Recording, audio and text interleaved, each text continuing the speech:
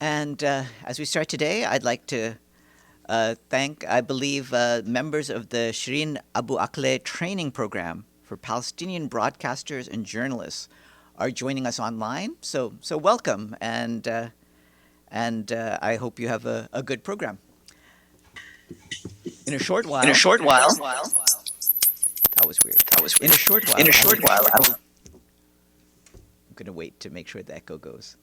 In a short while, I will be joined virtually by our guests from the World Food Program who will brief you on Hurricane Melissa.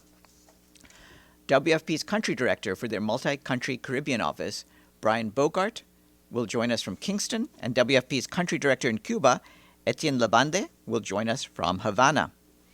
They will discuss the impact of the hurricane and WFP's response and operations to support those affected. And on that, what I can say is that the Office for the Coordination of Humanitarian Affairs, turning to the impact of Hurricane Melissa in Jamaica, the Office for the Coordination of Humanitarian Affairs reports that more than 1.5 million people, over half of the country's population, have been affected, facing the loss of their homes and livelihoods. OCHA tells us that infrastructure has been severely damaged. More than 130 roads have been blocked, while power and communication networks have been disrupted. Access to some western parishes remains difficult due to roads being blocked by debris as well as fuel shortages. We and our humanitarian partners continue to support the government's efforts to restore access, strengthen health surveillance, and ensure that life-saving assistance reaches those most in need. Health services are under heavy strain. Several hospitals and clinics were damaged or destroyed, including the hospital in the town of Black River. This has prompted the deployment of an emergency medical team from the Pan American Health Organization, with further support planned. PAHO has also deployed a mental health and psychosocial support specialist to support children and health workers. Hospitals report having only a few days' worth of food supplies, as well as critical shortages of water and fuel for electricity, which are affecting their ability to deliver care. The World Food Program estimates that up to 360,000 people may require food assistance. Meanwhile, UNICEF and its partners are working to restore safe water and sanitation services, particularly in shelters in affected communities. The OCHA-led UN Disaster Assessment and Coordination Team is coordinating the multiple assistance teams and aid arriving in support of the government. In Haiti, the UN and our partners continue to carry out assessments of the damage wreaked by Hurricane Melissa and are ramping up our efforts to reach people in need. According to the authorities, at least 30 people have died. Joint assessments by the government, the UN, and our humanitarian partners continue in the Grand Anse Department and will expand to other affected departments in the coming days. Despite a severe lack of funding, access challenges, and logistical conditions, we and our partners remain committed to stay and deliver life-saving assistance to those most in need. OCHA continues to work closely with authorities and our partners to ensure a coherent, efficient, and well-coordinated response, facilitating information sharing and supporting collective efforts to reach affected populations. The $908 million humanitarian needs and response plan is just over 20% funded, with $195 million received so far. And in Doha today, the Secretary General met with Cuban Prime Minister Manuel Marrero Cruz. They discussed the impact of climate change on the Caribbean and the devastation left recently by Hurricane Melissa. The Prime Minister commended the United Nations team's response and support to Cuba in these difficult circumstances. The Secretary General assured the Prime Minister of the United Nations solidarity and continued aid to Cuba in this regard. And the Secretary General spoke to the opening session of the Second World Summit for Social Development in Doha, Qatar today. And he warned that today we are at a moment of high global uncertainty, with crises ongoing in terms of poverty, inequality, and climate. He saluted the adopted Doha Political Declaration as a booster shot for development, describing it as a people-centered plan requiring urgent action in 4 areas: accelerating poverty and inequality reduction, job creation, increased financing for developing countries, and greater social inclusion. The declaration, Mr. Guterres said, calls for targeted investments, climate finance, and inclusive governance. The Secretary General urged governments and partners to mobilize the political will and resources to realize the declaration's ambitious vision for sustainable development. This summit, he said in closing, is all about hope through collective action that is so desperately needed to continue the journey that we began together 30 years ago in Copenhagen. He spoke to the press in Doha about the political declaration, and he also discussed the horrifying crisis in Sudan, which he said is spiraling out of control, and about the continued violations of the ceasefire in Gaza. On Sudan, he said that for over 18 months, El Fasher and the surrounding areas in North Darfur have been an epicenter of suffering, hunger, violence, and displacement. And since the rapid support forces entered El Fasher last weekend, the situation is growing worse by the day. He once again called for an immediate end to this unimaginable violence, for the safe, rapid, and unimpeded delivery of humanitarian aid to all civilians in need, for an end to the flow of weapons and fighters into Sudan, and for an immediate cessation of hostilities.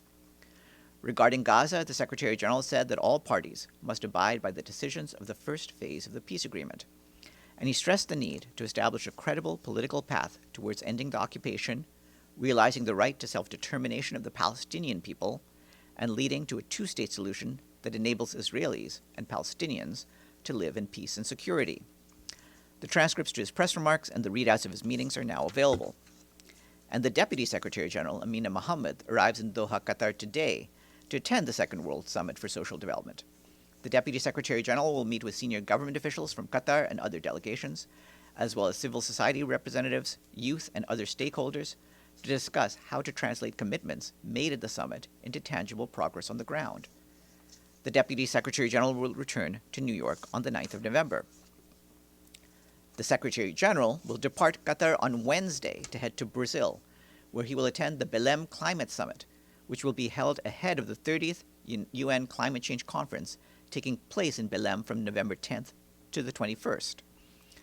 The Secretary General will speak at the opening of the General Plenary of Leaders on Thursday, where he is expected to stress that in this critical moment for our planet and the billions of lives and livelihoods it sustains, every leader must confront some stark truths.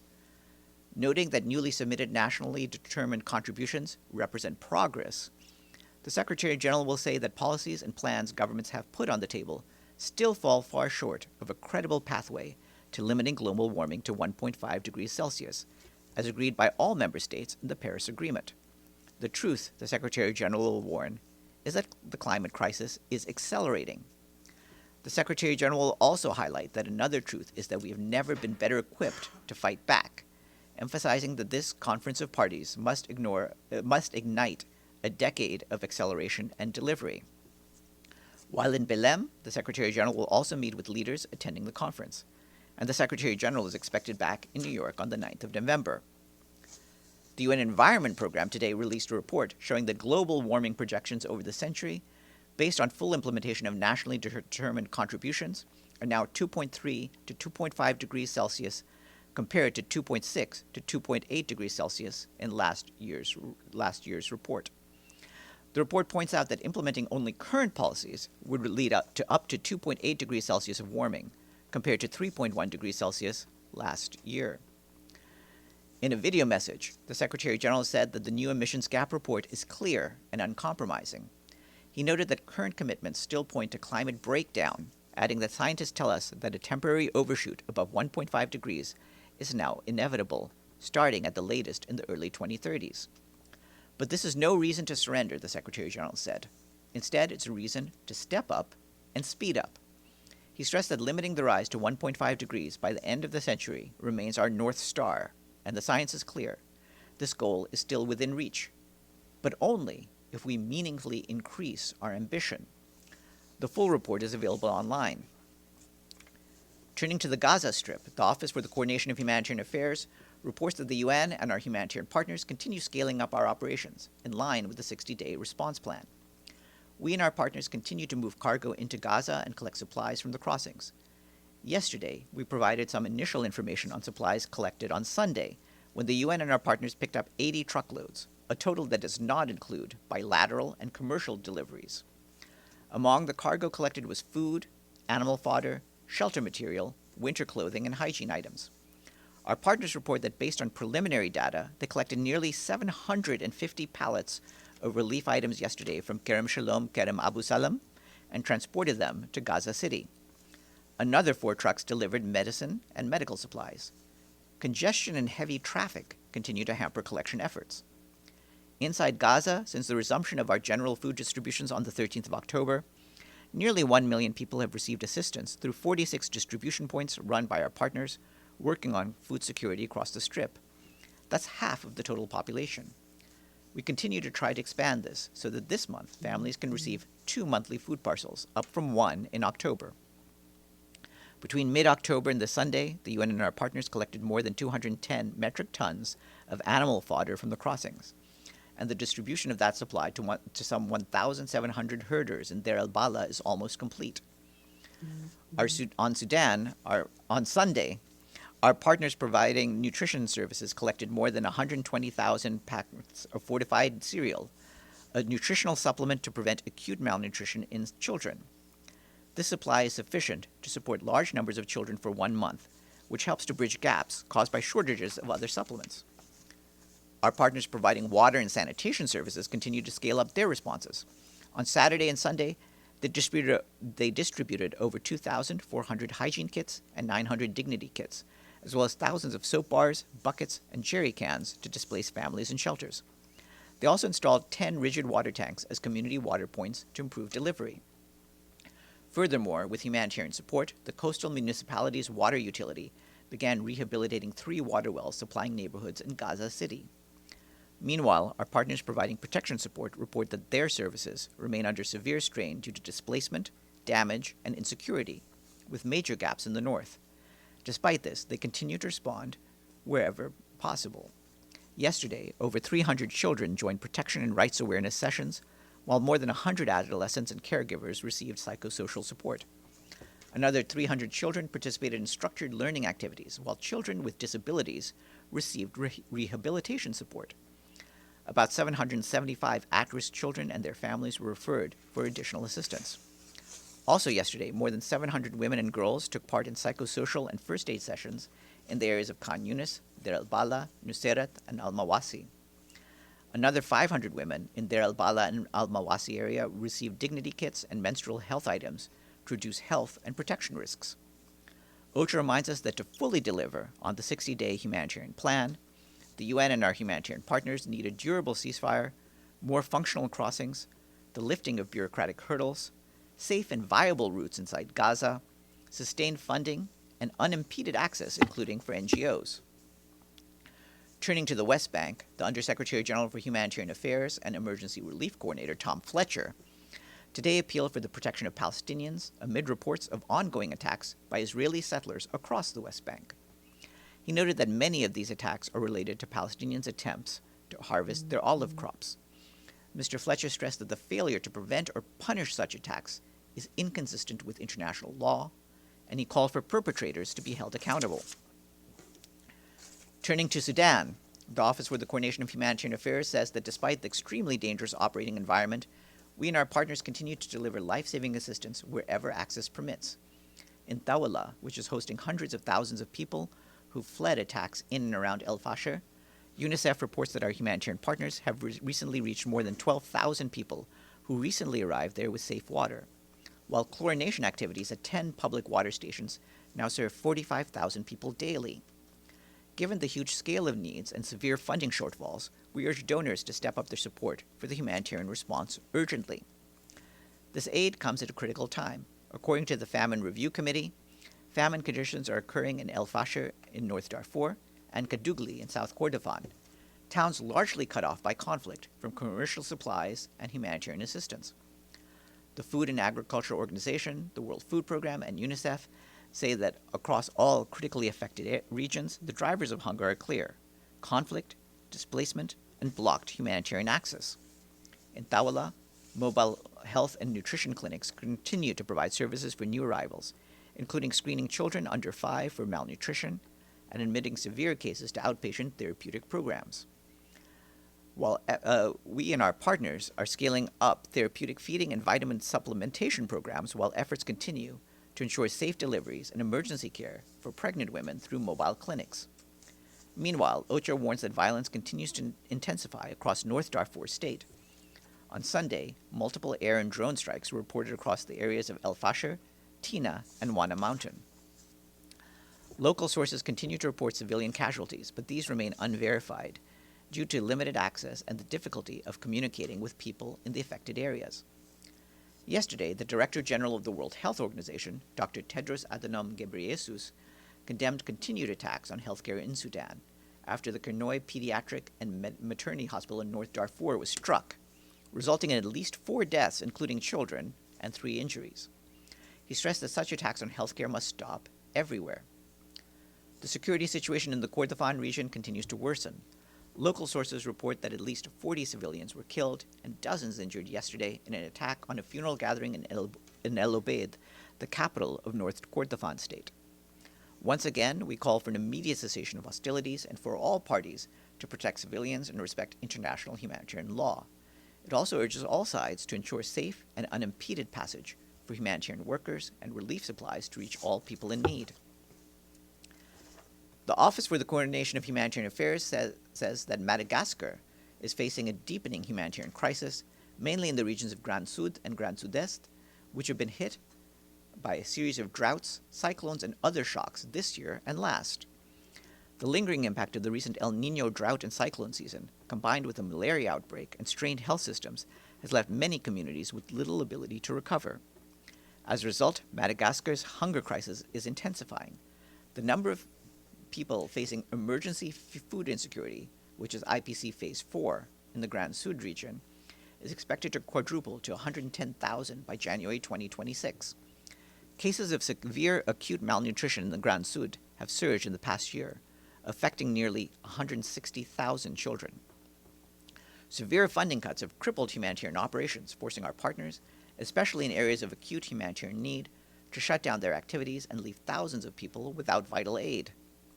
The National Office for Risk and Disaster Management, with support from the UN and our partners, has instituted a national humanitarian response plan. It calls for nearly $185 million to address food insecurity, malnutrition, and disease outbreaks through April 2026. However, with the plan currently facing a $125 million funding gap, we appeal for $85 billion to meet the most urgent humanitarian needs of 1.5 million people. Are there any questions for me before we go to our guests? If I see none, then I'll go to the guests now. All right. Why? Okay, Stefano. Got to be quick on the trigger. Okay. I see that on the press conference in Doha, the Secretary General underlined the situation in Sudan. Then there were questions. The situation is getting worse, not better. So again, I asked it before, when the Secretary General will write or tell directly to the Security Council that is the time to protect the civilians, then the responsibility to protect them, and so eventually send also a Blue Helmet force. Thank you. Regarding that, I would just refer you to what he said in the press conference. The full transcript, he answered a number of questions. I want again to underline what his priorities are, which is an end to the violence, safe, rapid, and unimpeded delivery of humanitarian aid, an end to the flow of weapons and fighters by any party into Sudan, and an immediate cessation of hostilities. As you're aware, the Security Council is already seized of the matter, and they've been dealing with this. If he feels it's necessary to go to any further steps with the Security Council, he will do so. But right now, he, as well as the envoy, Ramtane Lamamra, have been keeping the Security Council up to date about the situation there. Yes, I'm sorry for my follow-up, but if I was now one of the civilians trapped in Al-Fasher, okay, I will know. I don't want a press statement from the Security Council. I don't want words. I want actions, because I'm going to die. I'm going to die in an hour, in a day, or 5 days. So while the Security Council is, yes, acknowledging the situation, this is a situation, again, of genocide or whatever, massacre, whatever you want to call it, and hours, not days, are very important. So, again, my question is, does the Secretary General now aware that it's a matter of hours, and so he should push the Security Council to act? I think it's very clear that the Secretary General is pushing the Security Council, as well as all the nations, including those who have been arming the parties, to act. His words on this have been very strong.